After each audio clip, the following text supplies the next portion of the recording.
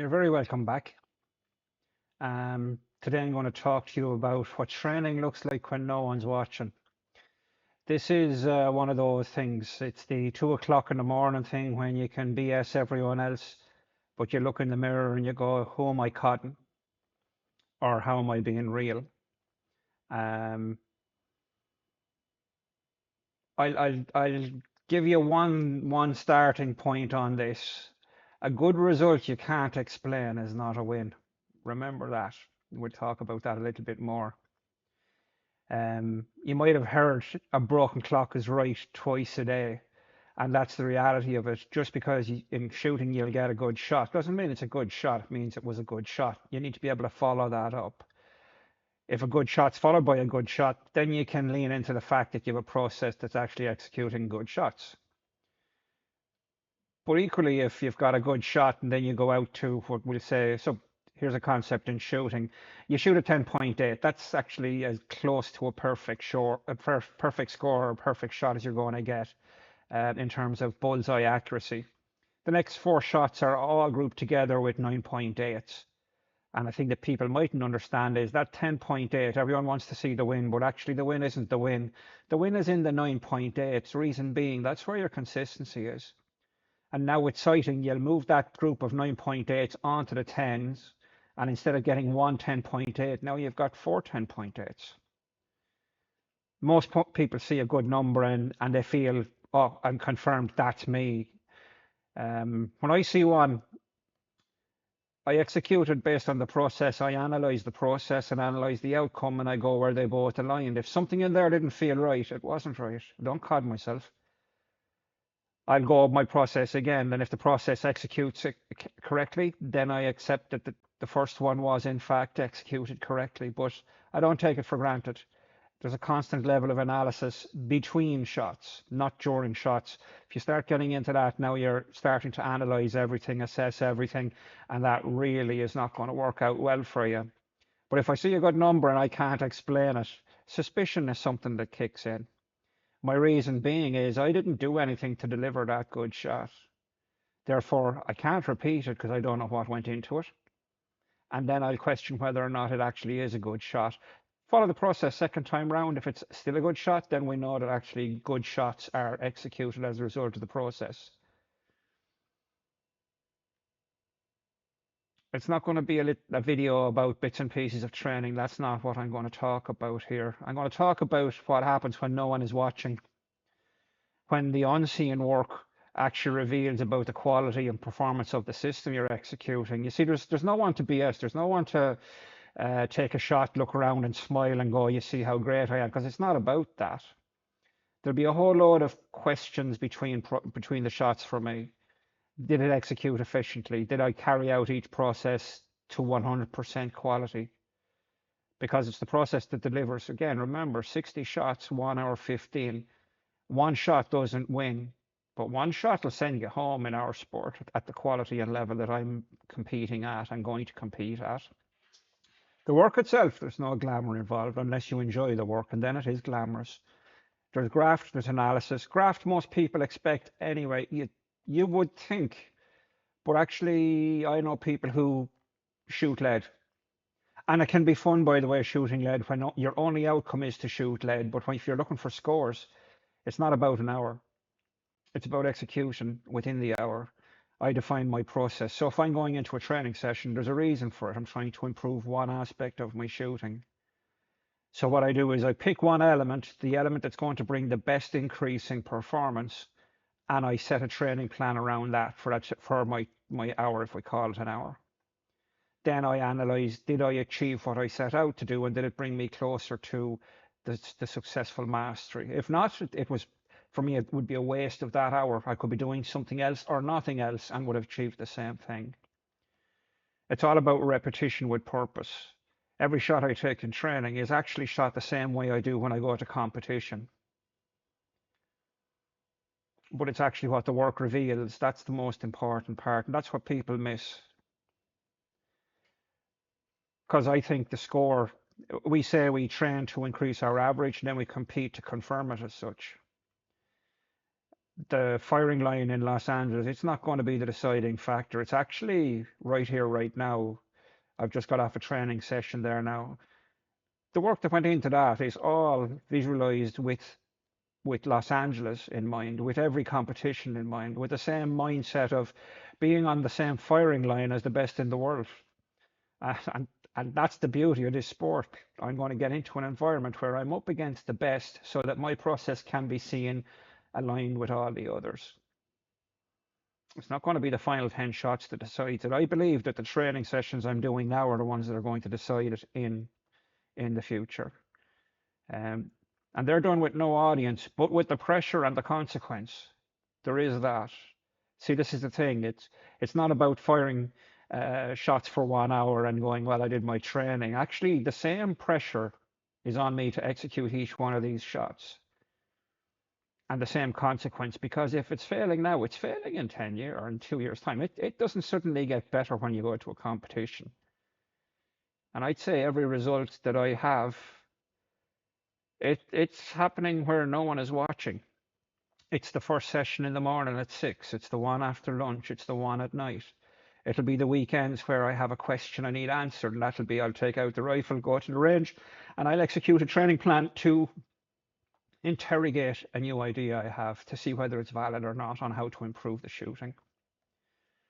And I'd say as well, a result you can't explain is not evidence of anything. It really isn't. So what would I learn by success? Actually, I've talked about this before. There's more to be learned through failure than there is through success. Say I shoot 60 shots, don't understand what I did in there in the 60 shots, but actually did enough to win.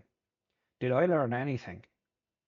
Because through the failure, I'm going to sit back and analyze in an effective way, not a destructive way, what was it that actually happened that the process broke down so I can improve it for next time. But I don't learn anything if I just succeed. Now, I'm not going to argue with succeeding either, because that's not the goal. But the reality is the failing side of things, it's massively important, but also I wouldn't make it a habit.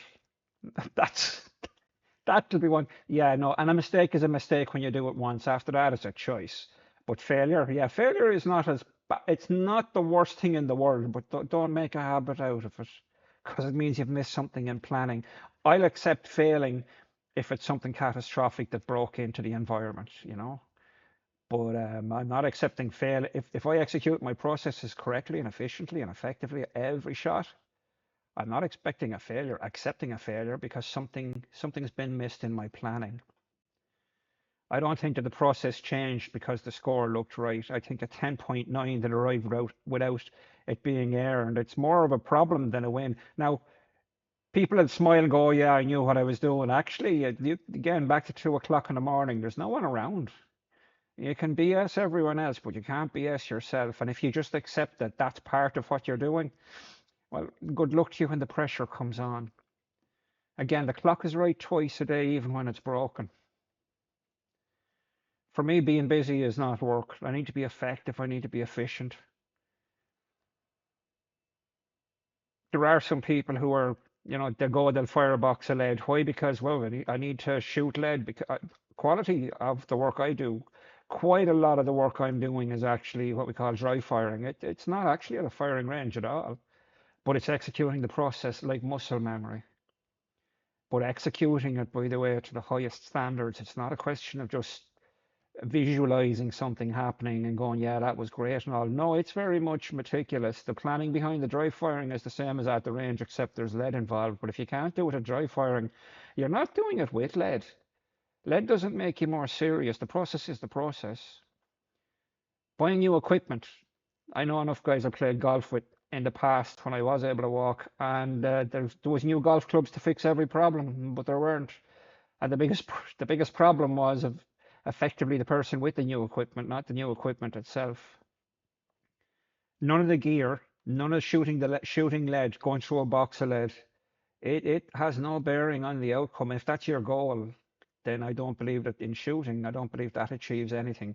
Unless you need downtime. Now, here's the problem. I can't take out lead and shoot it for crack. I really can't, because unfortunately, I'd kick back into that should have been a better shot, and then I'm back into the work element. So I would probably go to a different place, different sport, to enjoy it without the intrigue behind the shooting. So yeah, I would find it hard to relax shooting, and maybe a different type of shooting, something where my expectations and understanding wouldn't be the same. Um, I'd say that the process doesn't have bugs, the people have the bugs. So, for example, in code, code is wonderful, it's beautiful, it executes. You write code, it does what you've asked it to do, it doesn't interpret. Sorry, some of the code does need an interpreter. I'm not talking about the technical side. I'm talking about it runs 100 lines of code and it decides this time I'm going to do something different. It doesn't. It's set up to do a defined set of steps and it carries them out. Rifle doesn't suddenly decide to start moving to a 10.9 instead of a 10.2 or an 8. It doesn't. The target doesn't move to accommodate you. The environment is fixed. So what is it that's actually the biggest factor? And it's down to you, the person. So that's for me one of the biggest things here. It's actually the work that goes into you is what's going to make the difference when it comes down to shooting, particularly. Even in golf when I played it, it was never the golf ball, it was never the golf club, it was me. I'd say that it's an exciting sport because of the way I look at it. I'm a problem solver, and what I'm trying to do is solve the problems that put noise into my rifle. That's literally the bottom line. Um, I own all the responsibility of this. This is the beauty of it too. I'm not reliant on a full forward or a full back or a goalkeeper. I actually own all aspects of this shot, and therefore I also own all aspects of the improvement. So what could be simpler if you think about it? Nothing here is someone else's fault. It's all down to me. I shut everything out in training. I do the same thing as I do for competition. I don't suddenly do something different when it comes to competing. I block out while I'm here. For example, I'll be doing a 1 hour of a session. If something gets in there in the middle of it, I stop. I just go, is that important now, or should I be doing what I'm doing? Because I can't give the same level of attention to both things. So sometimes, and it's happened, I've stopped the session, gone off and done something, and I've come back again to my session. Why? Because I need to be able to have that space where I have nothing other than my shooting involved in my process. So I attend what I need to attend so that I can do what I need to do. That's the reality of it. Um, 10.9, then 9.9, then 9.9 again. I've been there. Um, One of the toughest ones I experienced, there was a 60 shot competition and we do sighting at start out. Now it's 10.6, 10.7, 10.6, 10.6, 10.6. So you're going, okay, the process is working. I'm sort of dialed in and the competition starts and it was a 10.6. Next one was a 10.2. Now that's quite a large jump. And it sort of seemed like a straight line down. And then it became a 9.5. And I was going, oh no, there's something catastrophic has happened here. So I stopped and I checked myself. I checked the rifle to see was there something wrong with it. I checked to see was there air in the cylinder, all those different things. And then I realized the stand had been collapsing all the time. Um, I'd say consistency isn't a streak of high scores. I'd say consistency is knowing exactly why the scores are the scores that they are. If you're solid enough in your execution of your process, when something like that happens, you can rule out the process caving. It doesn't cave. If it's a strong enough process, it doesn't cave. And if a while do loop, for example, in code doesn't collapse, if you fire in more variables into it, it'll slow down, but it doesn't collapse. Why? Because it's throttling. It only does the one thing. You put in two variables at the top, the number comes out the bottom. If there are numbers adding A and B, for example, you put in two numbers at the top, they add A and B, comes out the bottom as C. C is equal to whatever.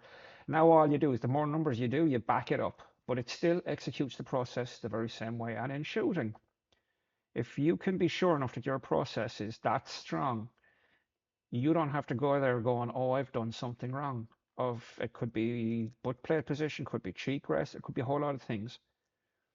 But actually, you can go immediately to there's something wrong with the rifle here. Why? Because my process stands up under pressure, and it did in that case. It was a massive eye opener. Before you call a session good, I would say, or a project good, for example, Do I know why it was good? Can you repeat it? Is the process actually working, or is the clock right one time out of two? If the answer is yes, you have a system. If the answer is no, you have a result. I would say that results without the understanding are the most dangerous thing in a performance environment because they're not reliable, they're not dependable. And when you need to execute it under pressure, it'll collapse, it's gone. That's for me what training looks like when no one's watching. There's no highlight, there's no one shouting or screaming and yeah and all that sort of stuff. For me, there's graft with intrigue. I look into each technical session with an enthusiasm and an excitement. It's a problem to be solved. How to reduce the noise, how to get a better connection with the rifle, how to reduce movement in the foresight, for example, how to get a better trigger release. All these different examples of things, they're all done with excitement. It is. And there is hard work involved. And you repeat it, you analyze, but you never examine while you're performing. So in my shot is executed. There are 15, we've said 15 steps in my shot. I don't suddenly start to interrogate each one of those 15 when I'm shooting. And I'd fall apart. I'd be bringing my head into play. So I execute my process. I analyze the outcome based on the process. And I either repeat it or I improve it and then I execute it. But you cannot have noise within there going, how does this look? What does that feel? Once you start thinking, now your head is not in a good place. The subconscious is not being allowed to do what it does. And I'd say I hold myself to the same standard, whether there's a camera on or not like this, whether there's an audience or there's not. It's the stuff that you do on your own. I call it shooting in the dark, for example. It's not far off of shooting in the dark. When it gets to Los Angeles in 28, it's not going to be any different, but I will have executed every shot in Los Angeles years ahead. I'm not going there hoping. I'm not going there praying that things work out right, because the competition I'm up against, they're not. They're well prepared, as am I. And I suppose that's probably what makes people who go to the elite side of things more comfortable in what they do because they're happy to do that. They don't need the audience, they don't need the pat on the back because the work they do is an investment for the day they go to the competition, and then they can realize their truest potential. The work is the work, whether anyone sees it or not. And the standard doesn't change just because the room is empty. Thank you for dropping by.